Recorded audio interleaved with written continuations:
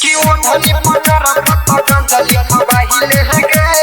हो जइबे मसहूर कि ओढ़नी पनर पतंजलि खबाहिले गे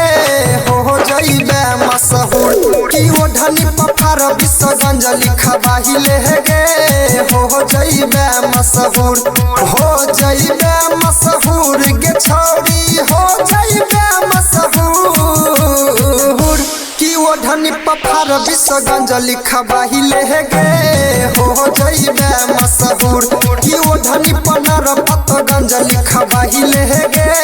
हो जइबे मसहूर कि ओढ़नी पनर पतंजलि खबाहिले गे आगे नरपतगंज बाजार से लइहा होठा लाली अनाथपुर से किनी है करे जा कान बाली बरदाहा से किनी है कारी रंग सरिया अपनी के घूमी है गे छौरी तू बजरिया नथिया निर्मली से लई है गे हो जइबे मसहूर कि ओढ़नी पनर पतंजलि खबाहिले गे हो जइबे मसहूर गे छौरी हो जइबे मसहूर कि ओढ़नी पनर पतंजलि खबाहिले गे हो जइबे मसहूर कि ओढ़नी पफर विसर्जनजलि खबाहिले गे हो जइबे मसहूर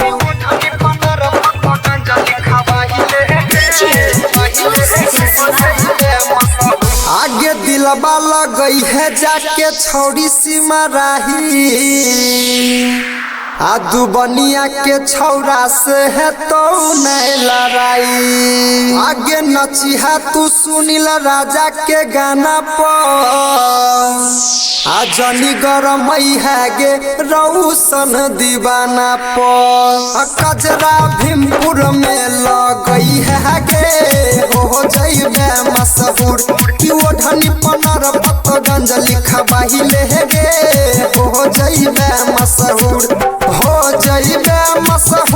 गे छौरी हो जइबे मसहूर कि ओढ़नी पनर पतंजलि खबाहिले गे